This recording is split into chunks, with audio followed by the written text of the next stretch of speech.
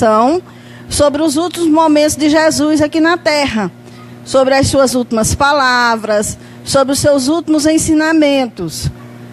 Nós sabemos que a Semana Santa, ela é uma tradição religiosa católica que contempla a paixão, morte e ressurreição de nosso Senhor Jesus Cristo.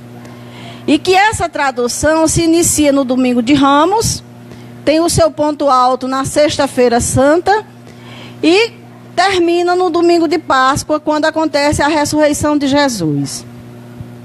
Esse ponto alto da Semana Santa, que nós conhecemos como sendo a Via Crucis de nosso Senhor Jesus Cristo, que é o espetáculo da origem da Via Sacra, teve início no tempo das Cruzadas. Há muito tempo, as pessoas visitavam os locais santos, lá em Jerusalém, visitavam aquele trajeto que o Cristo fez do pretório até o Calvário e trouxeram aqui para o Ocidente. Transformaram nessa Via Sacra que nós conhecemos. Já se passaram mais de 2000 anos do Cristo aqui conosco, nós sabemos disso.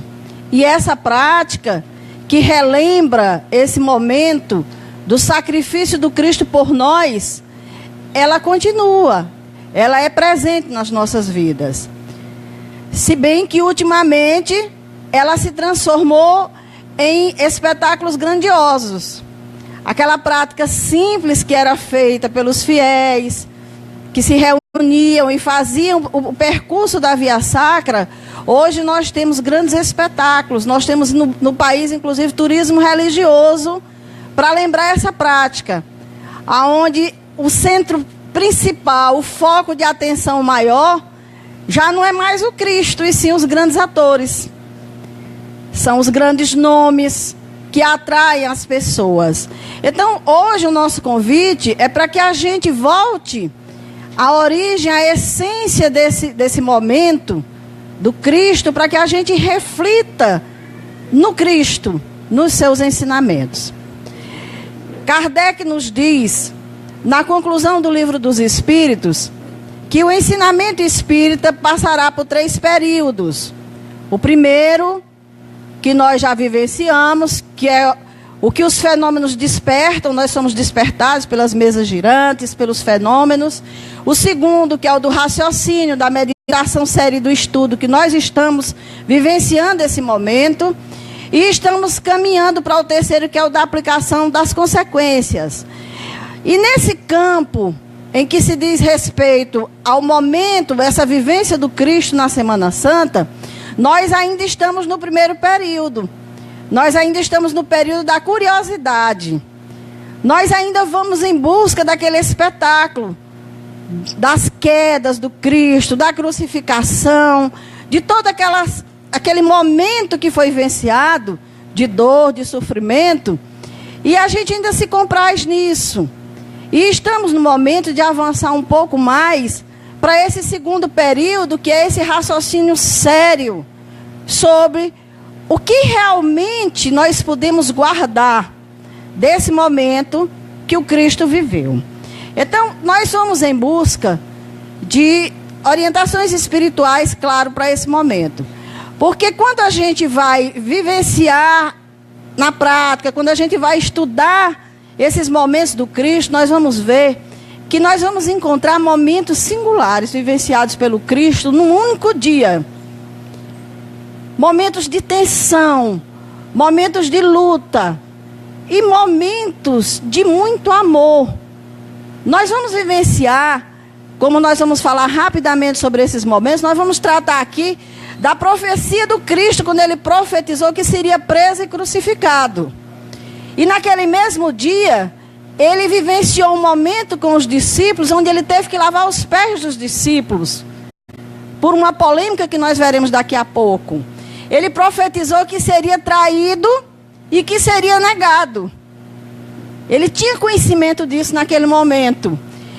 Foi abandonado pelos discípulos quando pediu que vigiassem e orassem por ele.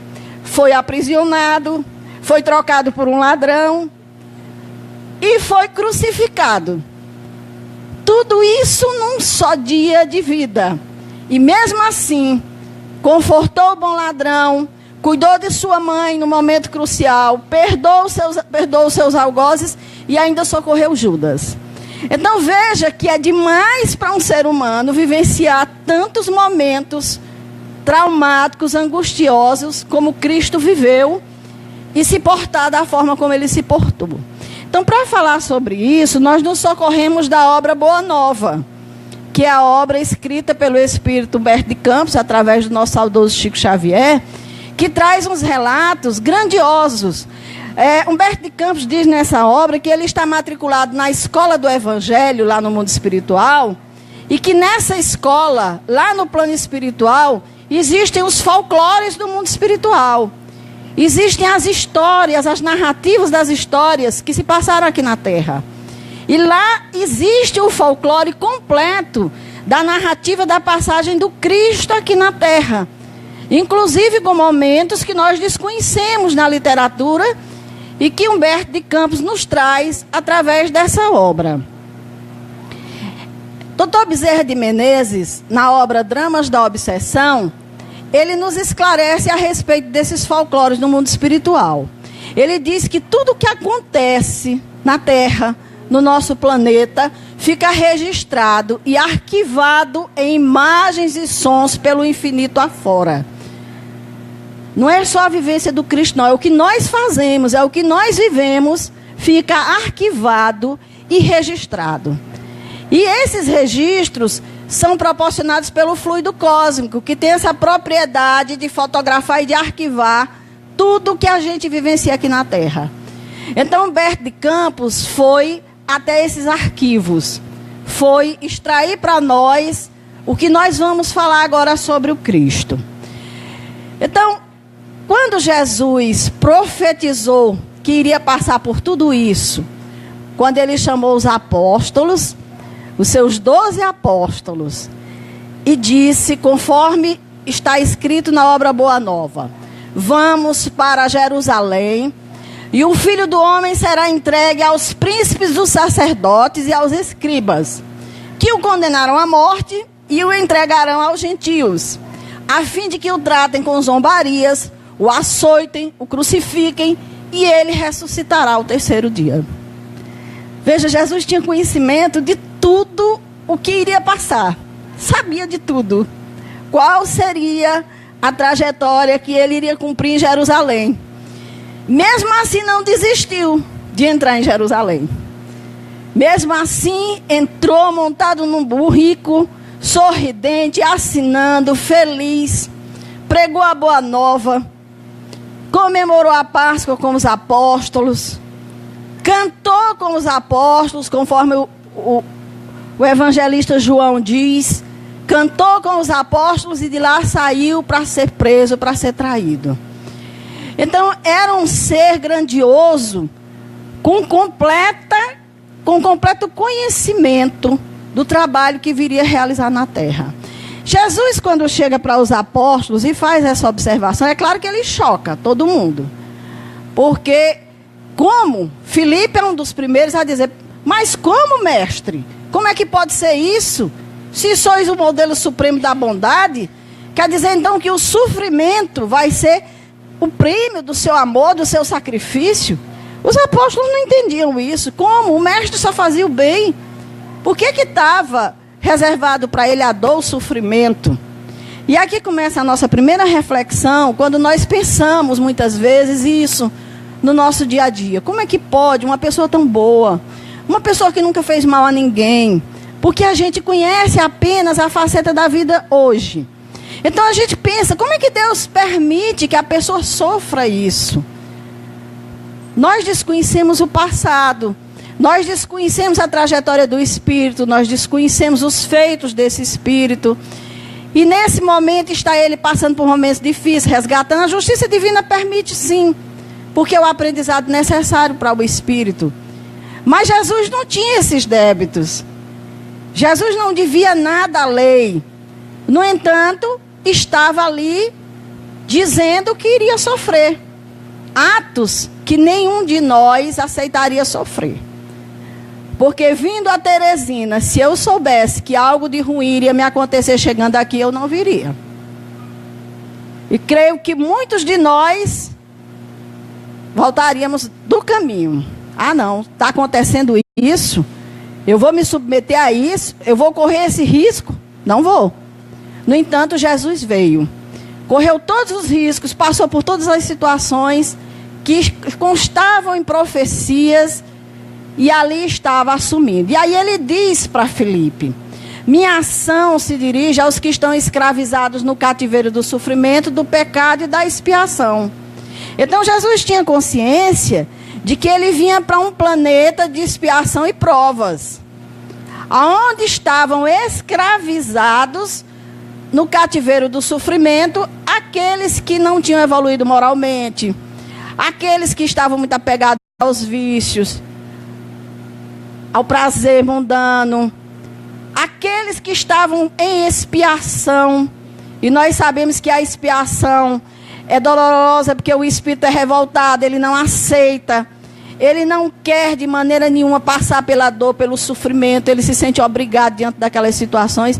Então Jesus sabia que ele viria trazer uma mensagem para um mundo de expiação e de prova, onde o mal predomina, e que estaria sujeito a esse mal, como muitos de nós aqui estamos sujeitos aos males desse planeta.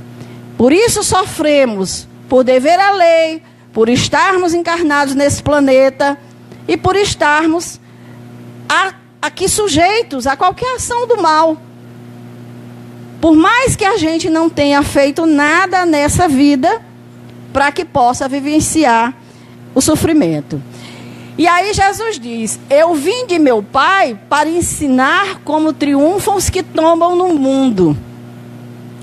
Dá para a gente entender isso? Como é que se triunfa quem tomba no mundo? Se no mundo de hoje a gente aprende que a gente tem que ser vitorioso, que a gente tem que ser o melhor, que a gente tem que ganhar todas. Não importa se é passando por cima do outro, não importa muitas vezes se é usando de atitudes não muito lícitas. Jesus disse que veio ensinar como é que se triunfa no mundo. Os que tombam, como é que se triunfa os que tombam no mundo. E complementa: minha vitória é a dos que sabem ser derrotados entre os homens para triunfar com Deus. Nós sabemos ser derrotados entre os homens para triunfar com Deus? Se nós estamos conseguindo seguir a nossa vida, sem muitas vezes enveredar pelo caminho do erro, sem muitas vezes enveredar pelo caminho do mal, sem buscar a corrupção, tantos outros caminhos, nós estamos sim entre os homens triunfando com Deus. Porque para muitos nós seremos vistos como derrotados. Aquele é um incompetente, aquele é um derrotado. Se eu fosse ele, eu faria isso e isso. Está lá dentro, poderia ter feito isso, podia hoje ser isso e aquilo. E esses que sabem ser derrotados entre os homens para triunfarem com Deus, era o objeto direto do ensinamento do Cristo. Aí Emmanuel nos traz um ensinamento no livro Caminho, Verdade e Vida, que se intitula Glórias Cristãs, a esse respeito. Ele diz o seguinte: a vitória do seguidor de Jesus é quase sempre no lado inverso dos triunfos mundanos. É o lado oculto. Raros conseguem vê-los com olhos mortais. Então Jesus foi muito claro: meu reino não é desse mundo. Consequentemente, as nossas vitórias maiores também não serão aqui. Isso não quer dizer que a gente desista da luta, que a gente desista do trabalho, que a gente procure vencer. De maneira nenhuma. Nós temos sim que estar na luta. Buscar os meios de vencer os meios lícitos, de buscar se autossuperar, de buscar evoluir, crescer. Agora, contanto que a gente tenha a consciência de que essa vitória que o Cristo nos ensina, ela está no lado oculto. Muitos não conseguirão ver. E Emmanuel continua: entretanto, essa glória é tão grande que o mundo não a proporciona. Da mesma forma, não pode subtraí-la, que é o testemunho da consciência própria. Então, o ser que entende isso, o ser que compreende esse ensinamento do Cristo de triunfar mesmo diante de determinadas derrotas na vida, ele vai saber que a glória que ele alcança é uma glória que ninguém aqui na terra pode dar e ninguém pode tirar. Porque o que é uma consciência tranquila? Quem tem sabe o que é.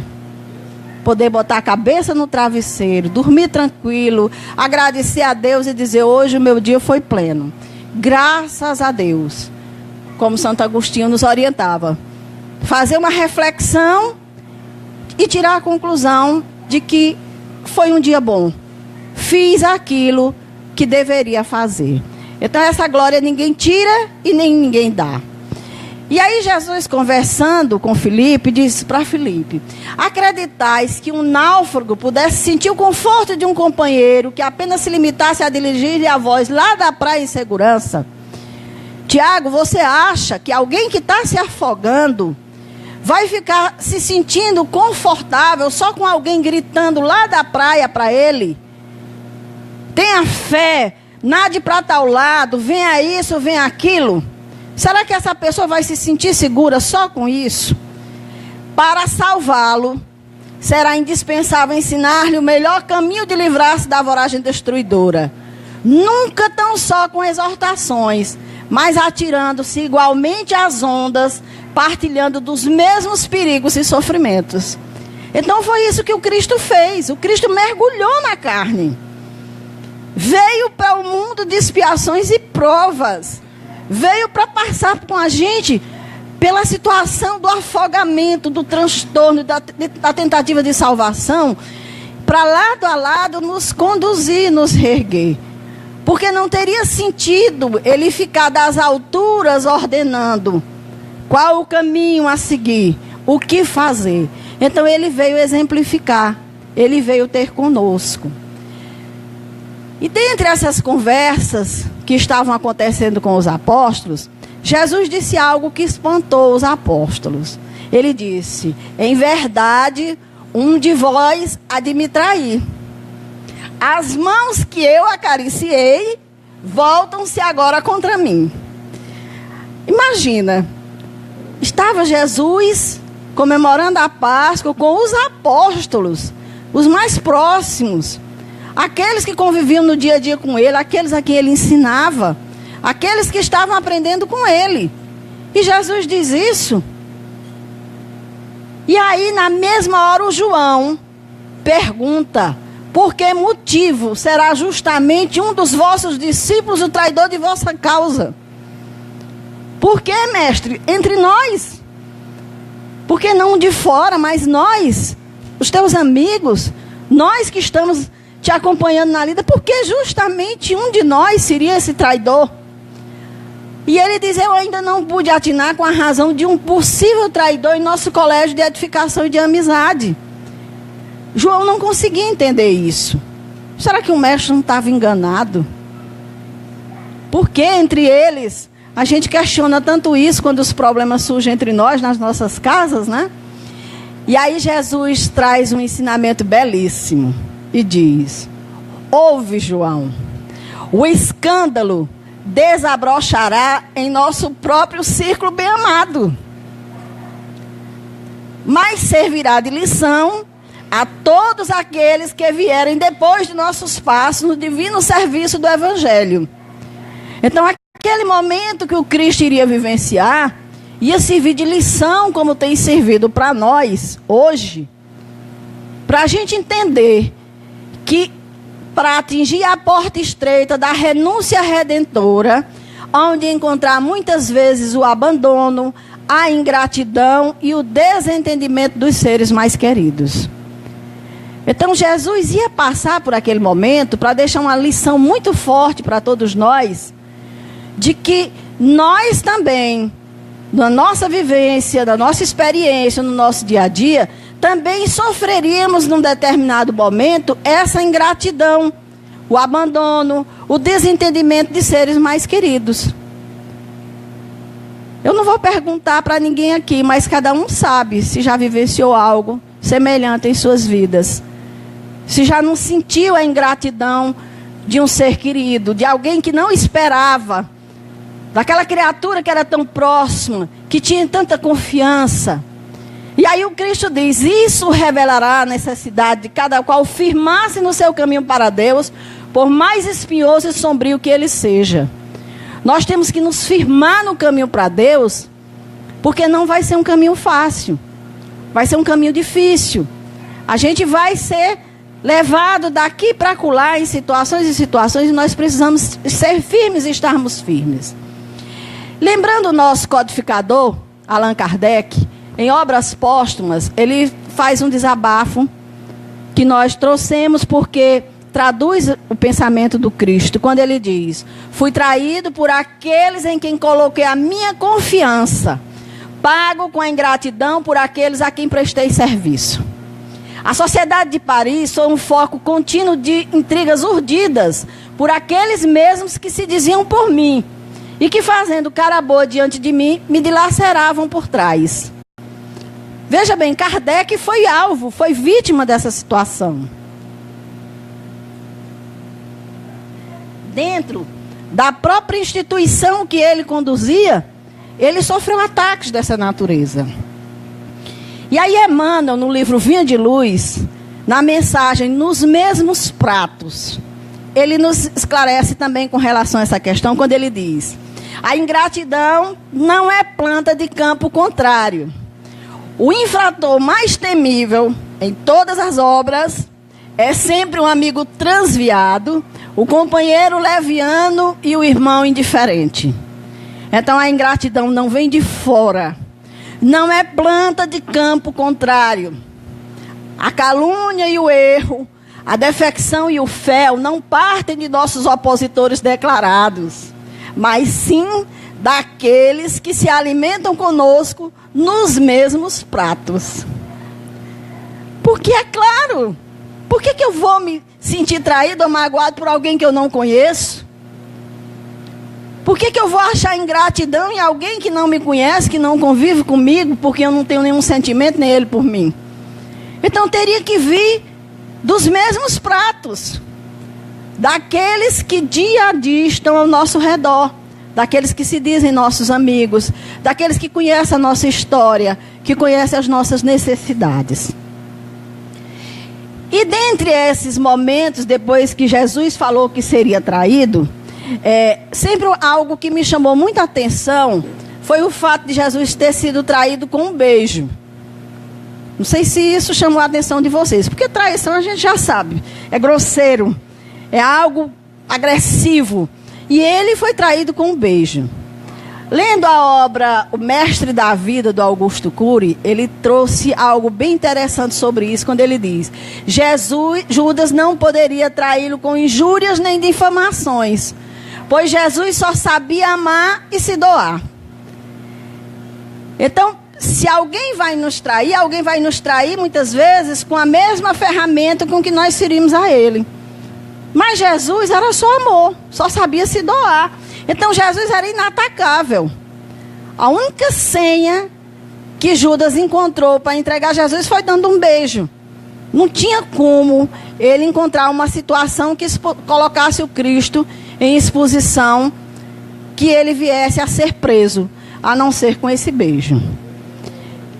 Então, dentro desse momento que a gente aqui tenta trazer para a nossa mente, para a gente mentalizar esse quadro, Jesus estava comemorando com os apóstolos, comentando sobre o que viria a sofrer, e um grupo de apóstolos estava discutindo quem ia ser o maior.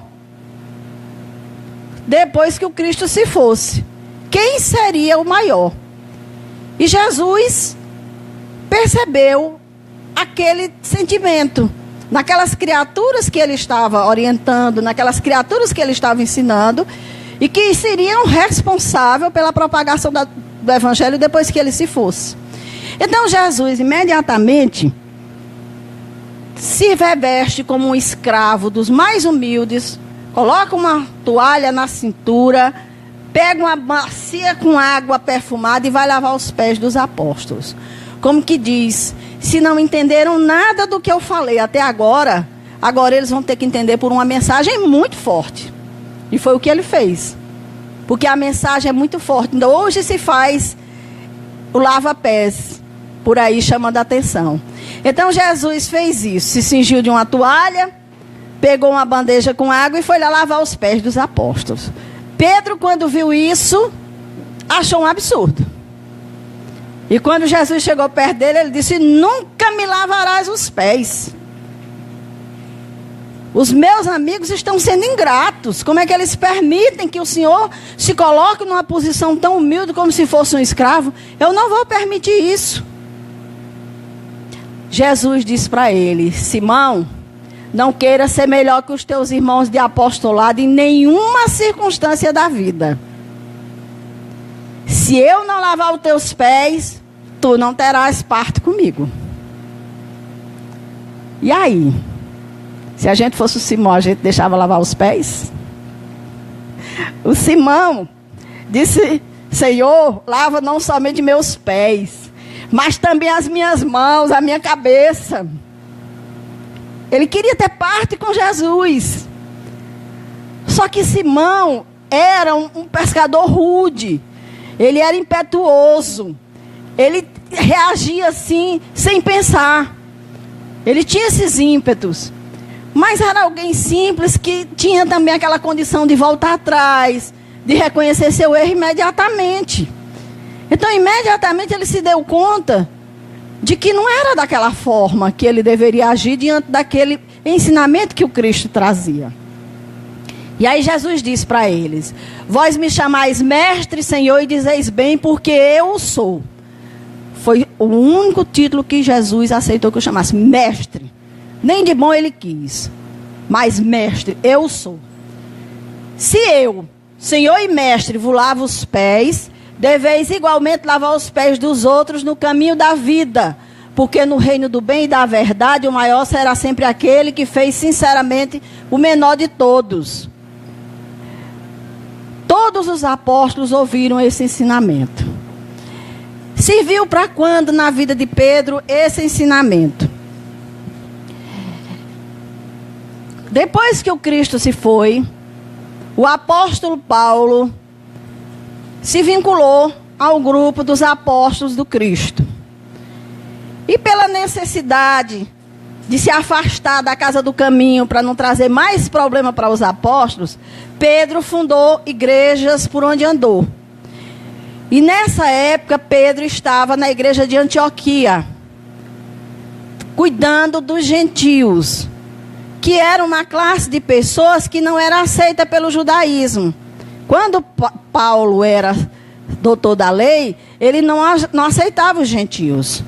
Porque na lei judaica dizia que quem não fosse circuncisado ao nascer, não poderia pregar nas sinagogas, não teria os direitos que os hebreus tinham, né? Os judeus tinham.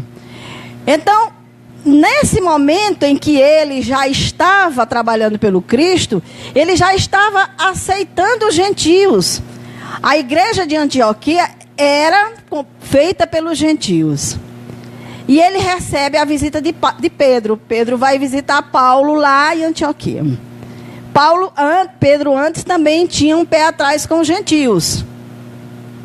Tem uma passagem que Jesus aparece a Pedro e diz: Pedro, mata e come, e Pedro entende que ele tem que pregar para os gentios. Então Pedro vai visitar Paulo em Antioquia, e quando chega lá, trata muito bem os gentios, respeita, vê eles pregando, fica muito feliz, nada contra.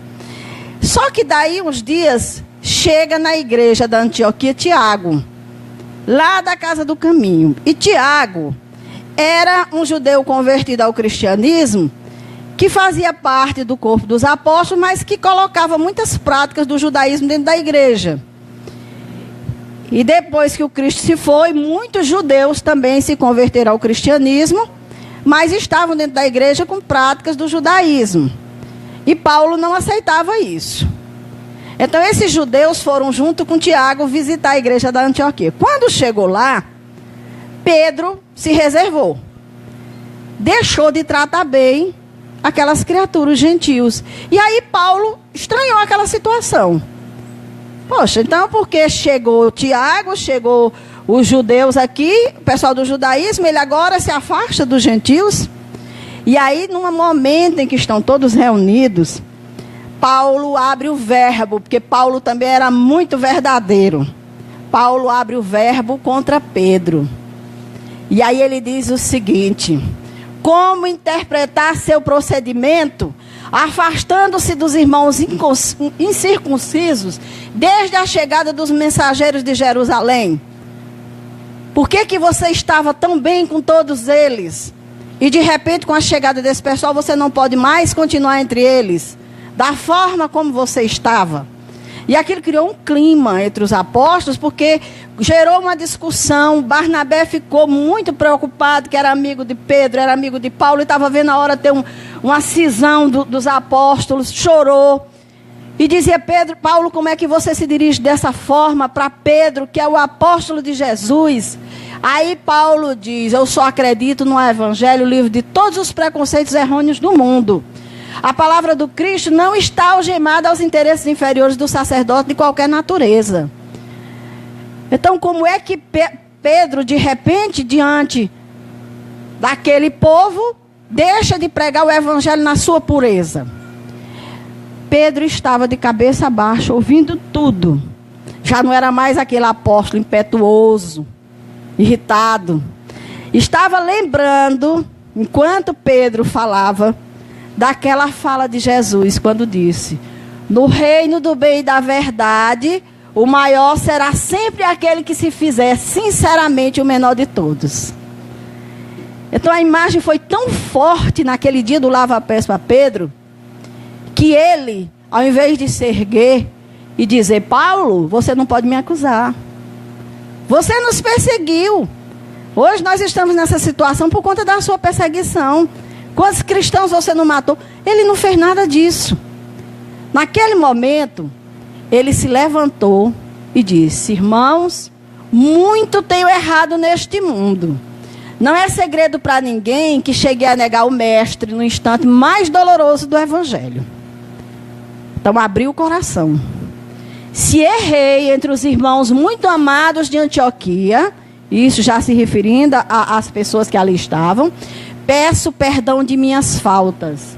Submeto-me ao vosso julgamento e rogo a todos que se submetam ao julgamento do Altíssimo.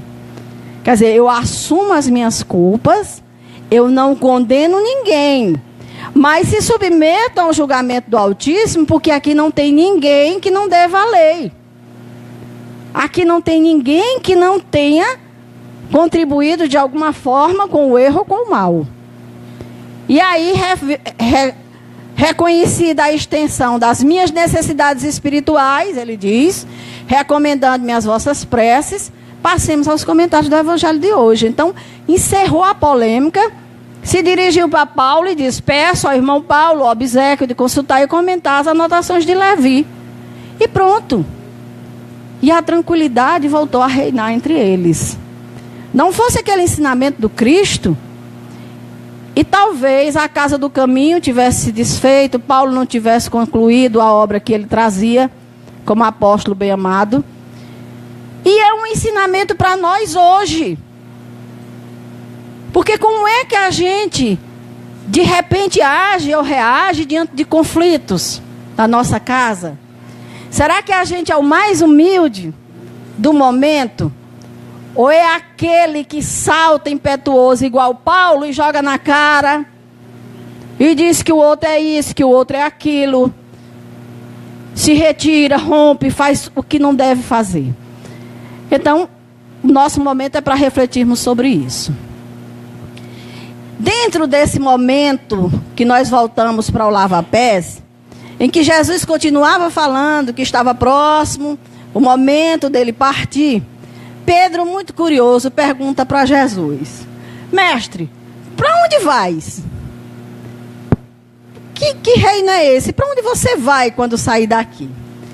E Jesus disse: ainda não te encontras preparado para seguir-me, Pedro.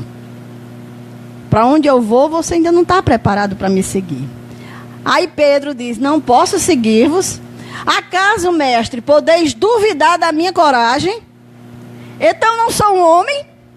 Por vós darei minha própria vida. Tão bom quando a gente acha que pode tudo, né? Quando a gente tem certeza que já conseguiu, que já venceu a nossa animalidade, quando a gente diz assim, eu não tenho mais isso, eu não vivo mais isso. Pedro naquele momento se achava capaz de tudo. Aí Jesus diz, em verdade te afirmo, Pedro, que esta noite o galo não cantará sem que tenha me negado 3 vezes. Tu queres me seguir, no entanto daqui a pouco tu vais me negar. E aí Pedro diz, julgai-me então um espírito mau e endurecido a esse ponto. Indagou, se sentindo ofendido. Ele ainda se sentia ofendido do Cristo estar duvidando dele, porque ele tinha certeza que ele daria a vida pelo Cristo. E aí Jesus disse, não, Pedro, não te suponho ingrato ou indiferente aos meus ensinos, mas vais aprender ainda hoje que o homem do mundo é mais frágil do que perverso. O homem do mundo é mais frágil do que perverso. Pedro foi perverso. Quando cortou a orelha do soldado. Foi perverso. Mas ele não sabia que era tão frágil. Quando se viu no limiar de ser perseguido como Jesus. De ser preso como Jesus. De passar pelos sofrimentos que Jesus ia passar. Ele negou. Você é o apóstolo Cristo? Não, eu não. 3 vezes. Sinalizando para nós que muitas vezes nós temos atitudes que precisam ser compreendidas pelos nossos amigos, pela nossa família, porque nós somos muito frágeis ainda. Para ser perverso a gente é rápido, para agir por impulso a gente age, mas quando a gente se vê no limiar de situações difíceis, a gente é muito frágil.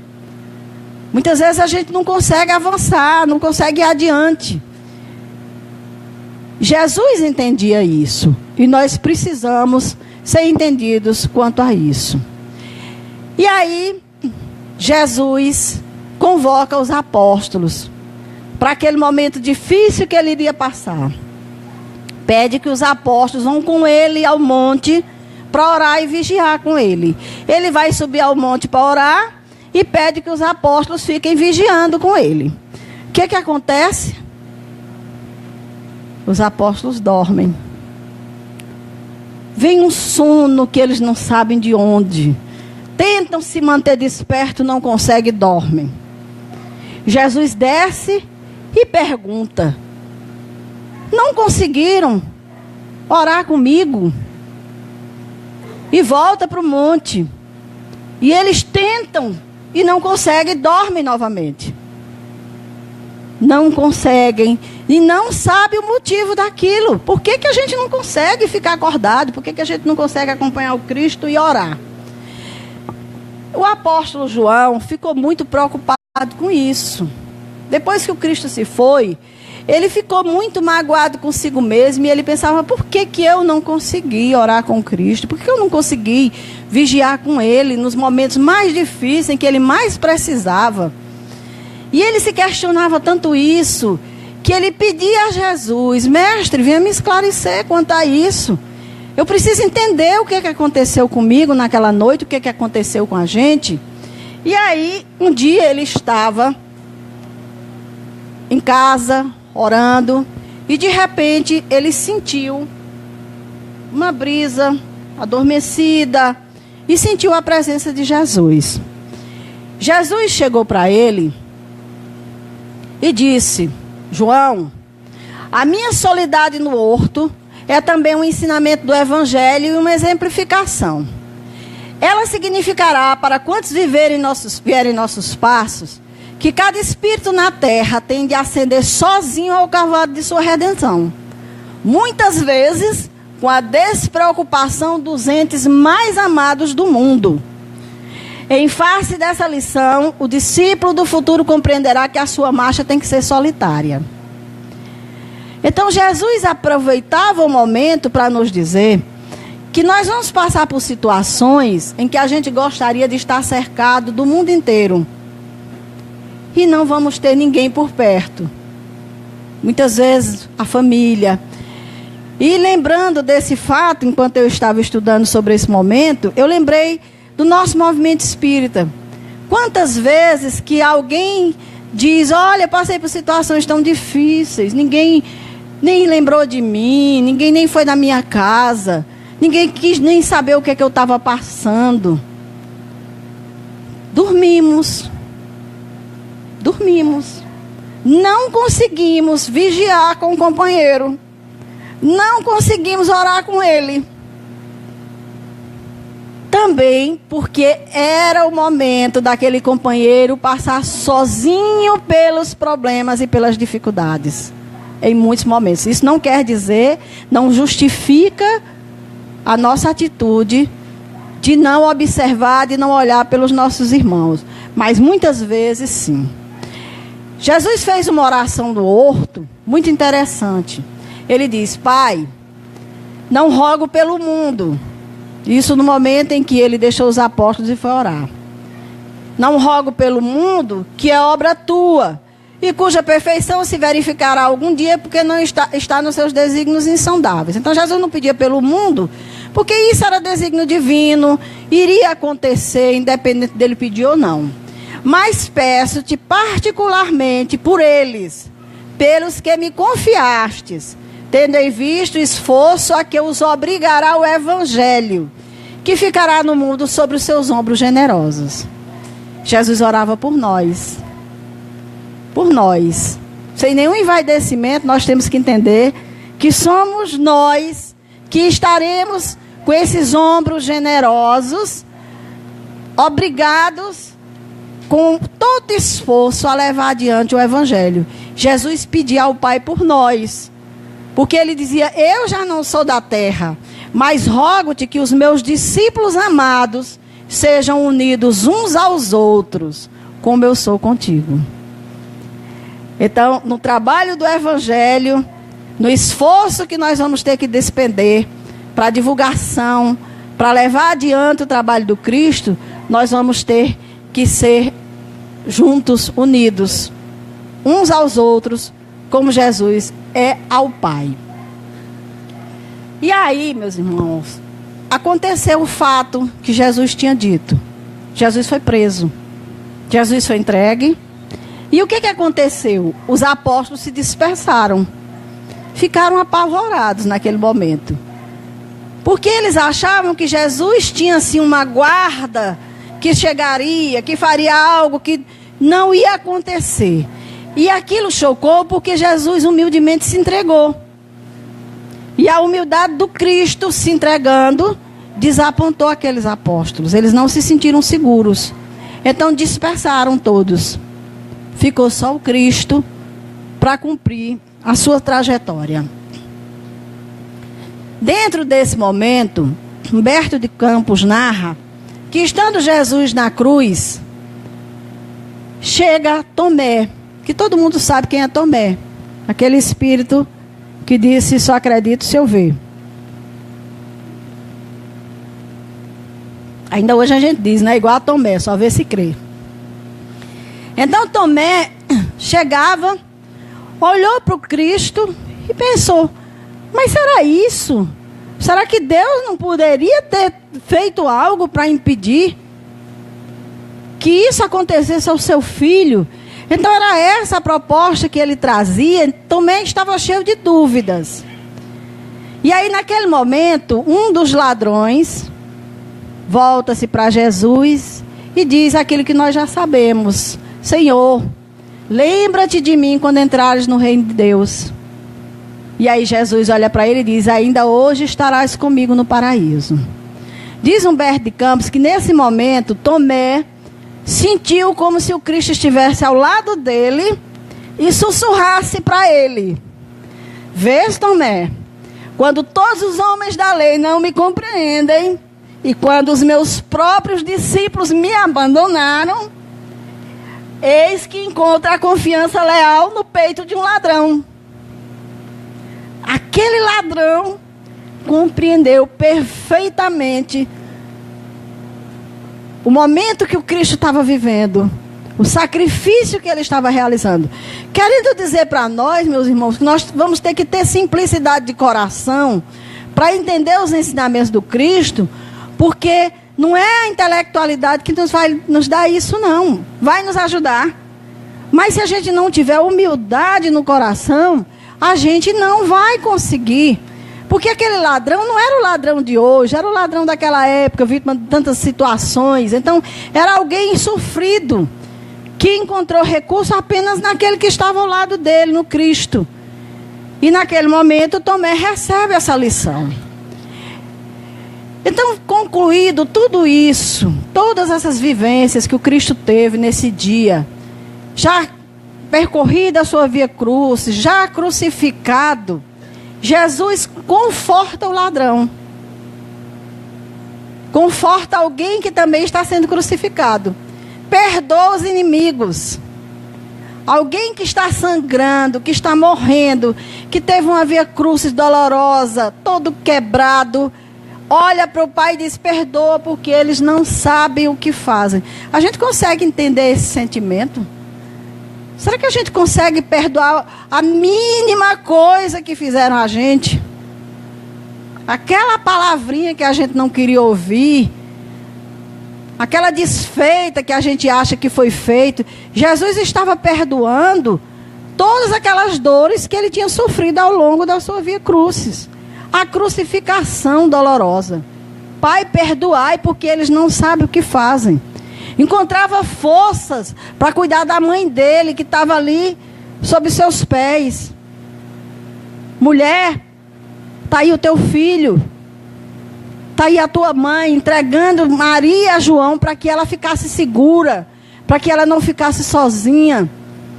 Muitas vezes a gente não cuida dos outros nem quando está bem, quanto mais numa situação dessa, nos momentos mais difíceis das nossas vidas. E aí, Humberto de Campos nos diz, nessa obra Boa Nova, que quem não leu ainda, leia, é uma obra maravilhosa, que Jesus estava crucificado nos seus últimos momentos, quando rasgou-se o céu em Jerusalém e entidades angélicas em grupos extensos desceram sobre o Calvário doloroso. Ninguém viu isso, só o Cristo. O céu se abriu, aquelas entidades desceram sobre Jesus, formando aquele espetáculo maravilhoso de Jesus entrar na glória do Pai, e que ele contemplava aquela paisagem. Jesus olhava tudo aquilo que se abria diante dele. Emissários do paraíso chegavam em bandos a entoares cantos de amor e reconhecimento que os tímpanos humanos jamais poderiam perceber. Ninguém percebia aquele quadro.